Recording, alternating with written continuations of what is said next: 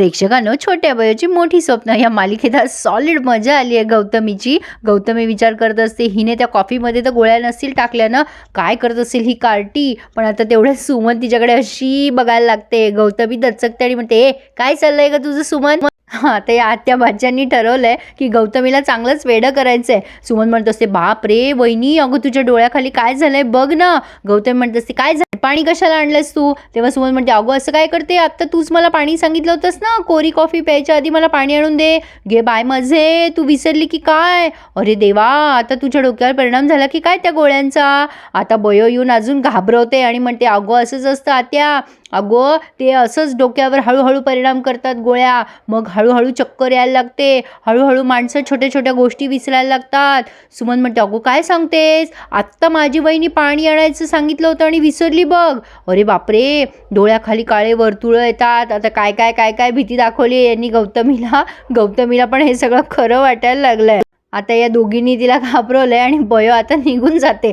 गौतमी विचार करते, बाप रे, खरंच मी विसरायला लागले की काय सगळं. आता बयो खाली येऊन त्या औषधांचं पाकिट घेऊन जाणार असते, पण रमाकांत तिचा पाठलाग करत असतो. बयोला थोडीफार चाहूल येते, पण रमाकांत लपायचा प्रयत्न करतो. आता बयो एवढी धडधडीत त्या कुंडीच्या तिथे वागते आणि काहीतरी करते, पण ती पाठमोरी असल्यामुळे रमाकांतला काही ते लक्षात येत नाही. आता रमाकांत डायरेक्टली तिच्या समोर जातो. बयो जरा दचकते, पण रमाकांत तिला विचारतो, काय करतेस ग इथे? आता बयो म्हणते, मी गार्डनमध्ये फुलं घेऊ आले होते. रमाकांत म्हणतो, ते मला माहिती आहे, ते दिसतंय मला, गार्डन आहे इथे, फुलं आहे, पण तू कशाला इथे, काय करत होतीस खाली वाकून?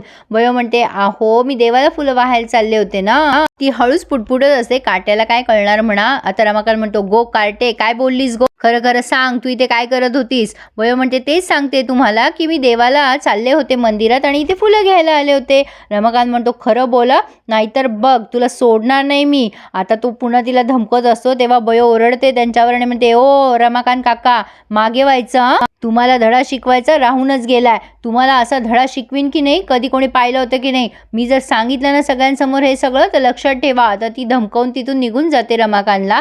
रमाकांत काहीच करू शकत नाही.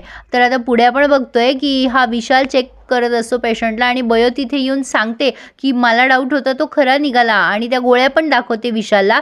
आता नेमकं तिथून ते दुष्यंत सर पण जात असतात आणि ती पिशवी बघतात, त्यामुळे त्यांचा डाऊट खरं निघतो की ती पिशवी बयोच्या हाती लागली आहे हे त्या दुष्यंत सरांना कळलंय. त्यामुळे आता दुष्यंत सर पण चांगलेच घाबरले आहेत, कारण काही झालं तर दुष्यंत सरच गोत्यात येणार आहे हे त्यांना चांगलं कळलंय प्रेक्षकांनो, असं म्हणायला हरकत नाही आहे. तर आता पुढे आपण पाहतोय हे शुभमकर गौतमीला तपासत असतात. गौतमी म्हणत असते त्यांना, मला ब्रेन हॅमरेज झालंय का रे शुभमकर?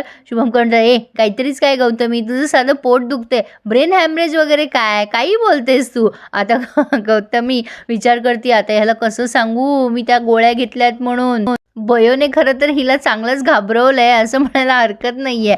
आता हा दुष्यंत कुठेतरी गेलाय बाहेर आणि विचार करतोय, अरे यार, आता ह्या सगळ्यामध्ये मी फसेन. या गौतमीला साधं काम करायला सांगितलं होतं तेही हिला जमत नाहीये, आणि तो रमाकांत काही कामाचंच नाहीये. पण आता हे गोळ्या वगैरे सगळं मी गौतमीला दिले हे जर बाहेर कळलं तर, म्हणजे हा विशाल या सगळ्यात सामील आहे, मला वाटलंच होतं. आता हा लगेच गौतमीला कॉल करत असतो. गौतमी शुभमकर समोर असल्यामुळे काही फोन उचलत नसते. शुभमकर म्हणतात, अगं उचल गौतमी फोन, केव्हाचा वाजतोय तो? गौतमी म्हणते, हं बोला. आता म्हणजे शुभमकर समोर असल्यामुळे ती जरा चाचरतच बोलतीये.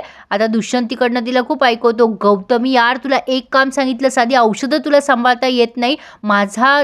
गौतमी आपली थातूर उत्तरं देत असते त्याला, हां मी बरी आहे, बोला ना, काही झालं का? आता दुष्यंत म्हणतो, झालं का, काय झालं का? तो विशाल आणि ती बयो दोघं जण सामील आहेत या सगळ्यामध्ये. अगं त्या बयोच्या हातात पिशवी होती औषधाची. गौतमी तुला सांगून ठेवतोय मी, या सगळ्यात जर माझं नाव आलं ना तर मी तुला सोडणार नाही, माझं करिअर बर्बाद होईल. शुभमकर म्हणत असत, अगं कोण आहे, बोलत का नाही आहेस तू, बोल ना. पण आता इकडे दुष्यंत म्हणत असतो, ऐकतेस ना तू गौतमी, हॅलो. गौतमी आता म्हणते, हो मी बोलते तुमच्याशी नंतर. आता ती फोन ठेवून देते, पण तिची चांगली स्तंभरली आहे आता, जवळपास तिला घाम फुटलाय. शुभमकर म्हणतात, काय झालं गौतमी, काही प्रॉब्लेम आहे का? गौतमी म्हणते, नाही नाही काही प्रॉब्लेम काही नाही आहे. शुभमकर म्हणतात, बरं ठीक आहे, तू आता आराम कर, मी पुन्हा येईल तुला चेक करायला, आणि काही खाऊ नकोस वेगळं काही, म्हणजे असं ते प्रेमाने तिला बोलतात आणि तिथून निघून जातात. पण आता गौतमीला चांगलंच टेन्शन आलं आहे, कारण तिला माहिती आहे की ती आता गोत्यात येऊ शकते, कारण बयोने हे सगळं शुभमकरांना सांगितलं तर. खरं तर फक्त सांगायची देर आहे, पण बयो सांगत नाही ना. आता हा रमाकांत या सुमनला झापायला जातो, काय गं ये खुळगे, तू माझ्या कपाटाला हात लावून औषधं घेतलीस ना काल? सुमन म्हणते घे बाय माझे औषधं तुमच्या कपाटात काय करत होती, तुम्हाला काही झालंय का? रमाकांत म्हणत असतो हे बघ खुळगे, शिस्तीत उत्तर दे मला, नाही तर तुझं थोबाड फोडीन मी. सुमन म्हणत असते अरे देवा, औषधं कोणी कपाटात ठेवतं का? ते काय हिरे मोती आहे काय कपाटात ठेवायला? तुम्ही पण ना हो, मी कशाला तुमच्या कपाटात हात लावीन. पण तेवढ्या तिथे गौतमी येते आणि म्हणजे झालं का तुमचं? ए सुमन जा तू माझ्यासाठी कॉफी करून आण. तेव्हा सुमन म्हणते घे बाय, आत्ता तर केली होती तुम्हाला कॉफी, पुन्हा विसरल्या की काय? गौतमी म्हणते काय चाललंय तुझं सुमन, आण म्हटलं ना, आण कॉफी. सुमन म्हणते अरे बापरे, आता मला दिवसभर या बाईसाठी कॉफी करावी लागल. देवा रवळनाथा मला सांभाळ बाबा. रमाकांत तिला हकलत असतो तिथून, जा जा इथून. आता ती गौतमी म्हणत असते ओ रमाकांत भाऊजी, काय वेंधळेपणा करून ठेवलाय तुम्ही. ती कार्टीकडे पिशवी आहे ना औषधाच्या गोळ्याची, तिच्याकडे कशी काय पोहोचली? आता ही सुमन हे सगळं ऐकते, या दोघांची मजा. तिथेच उभं राहून गौतमी झापत असते रमाकांतला, ओरडत असते की ती पिशवी त्या बयोकडे काय करतीये, त्या दुष्यंतने बघितलं हे सगळं. रमाकांत म्हणतो अहो मला नाही माहिती हो वहिनी, हे सगळं कसं झालं काय झालं माझ्या लक्षात नाहीये, पण ना ही आमची खुळगी सामील असते त्याच्यात. पुढे रमाकांत म्हणतो आत्ता माझ्या लक्षात येते यांचा डाव काय आहे. तेव्हाच ती बयो होती ते कुंडीपाशी काहीतरी लपवलेलं घेऊन जात होती, जे नक्की तिने तिथून ती पिशवी घेतली असेल आणि ती दवाखान्यात गेली असेल. गौतमी म्हणते वा रमाकांत भाऊजी, हे सांगायला तुम्हाला लाज वाटत नाही का? अहो तिने तिथे नुसती लपवली नव्हती ती औषधं, तिने मला गोळ्या पण दिल्यात त्याच्यातल्या. रमाकांत म्हणतो अरे बाप रे, आता काही खरं नाही वहिनी. अहो वहिनी, पण मला दिली तिनं ती गोळ्या, तर मग माझं कसं व्हायचं?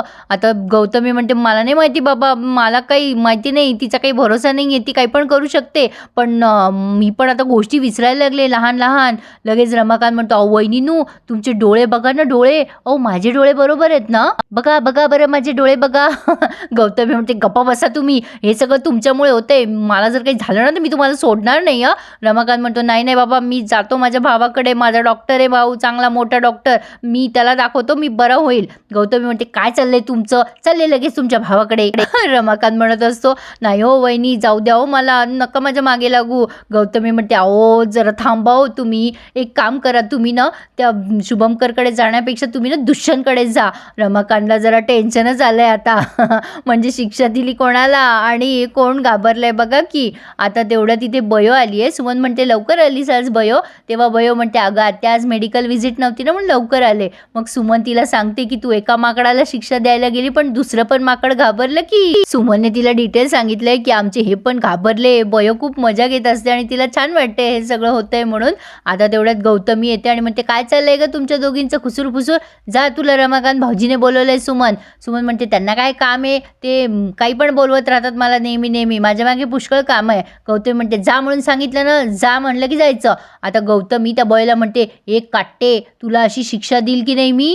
बयो गौतमीला म्हणत असते काही हरकत नाहीये, मी सगळ्या शिक्षा भोगायला तयार आहे, तुम्हाला काय प्लॅनिंग करायची ना ते करा. पण बापरे, त्या गोळ्या बिळ्या जे घेताय ना तुम्ही, त्याच्यामुळे तुम्ही दवाखान्यात ॲडमिट झाल्या तर तुम्ही तिथे जाऊन प्लॅनिंग कराल का? करा करा, म्हणजे तिथे जाऊनच प्लॅनिंग करा तुम्ही. कारण माझ्या बाबांची जी अवस्था केली आहेत ना तुम्ही, तीच तुमची अवस्था होणार आहे पुढे जाऊन. त्यामुळे माझ्या नादाला लागू नका, मला काही फरक पडत नाही, पण माझ्या बाबांच्या जीवावर जर उठलात ना तर याद राखा. गौतमी म्हणत असते तुला तुझ्या तर ना मी. बयो म्हणते जेव्हा जेव्हा तुम्ही जाऊन सांगाल ना त्यांना, तेव्हा तेव्हा मीही त्यांना जाऊन सांगेल की तुम्ही कशा हॉस्पिटलमध्ये जाऊन गोळ्या बदलल्या आहेत माझ्या बाबांच्या म्हणून. आता ही गौतमी म्हणते तुझा जीव घेईल मी. तेव्हा बयो जोरात ओढते तिच्यावर, हात नाही लावायचा, हात तर लावून दाखव. नाही तुला आत्ताच्या आत्ता सगळ्यांसमोर एक्सपोज केलं ना तर नावाची बयो नाही मी. अरे पण या सगळ्यात वेळ घालवण्यापेक्षा तुमचा चेहरा बघा जाऊन कसा झालाय. गौतमी म्हणते काय झालंय माझ्या चेहऱ्याला. बयो मुद्दाम घाबरवते गौतमीला आणि म्हणते काय आहे ना, आपल्या ब्रेनचं जे काही सिस्टीम असतं ना ते सगळं आपल्या बॉडीवर वर्क करतं ना. तुम्ही जेव्हा जेव्हा कोरी चाय मागितली ना तेव्हा तेव्हा मी तुम्हाला त्या गोळ्या दिल्या आहेत. गौतमी अजून घाबरतीये. सुमन मजा घेतीये, तिथेच ऐकतीये हे सगळं म्हणजे मागे उभं राहून.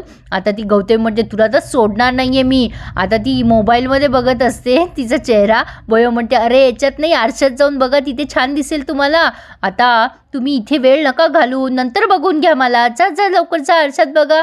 आणि गौतमी खरंच पळाली आहे आरशात स्वतःला बघायला. तर प्रेक्षकांनो आता गौतमी गेल्यानंतर सुमन येते आणि दोघी हसायला लागतात आत्या भाच्या. सुमन म्हणते आता गौतमी वहिनीला चांगलीच अक्कल येईल. पण आता तुम्हाला वाटतं का प्रेक्षकांनो खरंच ती गौतमी अशी सहजासहजी सरळ होण्यासारखी आहे म्हणून. पण आता इथे तर हा रिव्ह्यू पूर्ण झालाय, पण पुढे आपण बघतोय बयोने काही लोकांना बोलवलंय, बहुतेक तरी पागलखान्यातले लोकं दिसतायत मला. म्हणजे या गौतमीला ॲडमिट करायचं म्हणून बयोने काही लोकांना आणलंय. पण प्रेक्षकांनो, माझा असा अंदाज आहे की हे गौतमीचं स्वप्न असावं. तुम्हाला काय वाटतं मला नक्की कमेंट करून कळवा. कारण तर ही बयो म्हणत असते ह्याच आहेत त्या पेशंट, उचला त्यांना, धरा त्यांना. पण तुम्हाला काय वाटतं मला कळवा. तर अशा प्रकारे आज बयोने गौतमीला आणि रमाकांतला चांगलंच घाबरवलंय आणि त्यासोबत दुष्यंत पण घाबरलाय. मजा आली ना बघायला? तर मग लाईक, कमेंट आणि चॅनलला सबस्क्राईब करायला विसरू नका. छोट्या बयोची मोठी स्वप्न. धन्यवाद.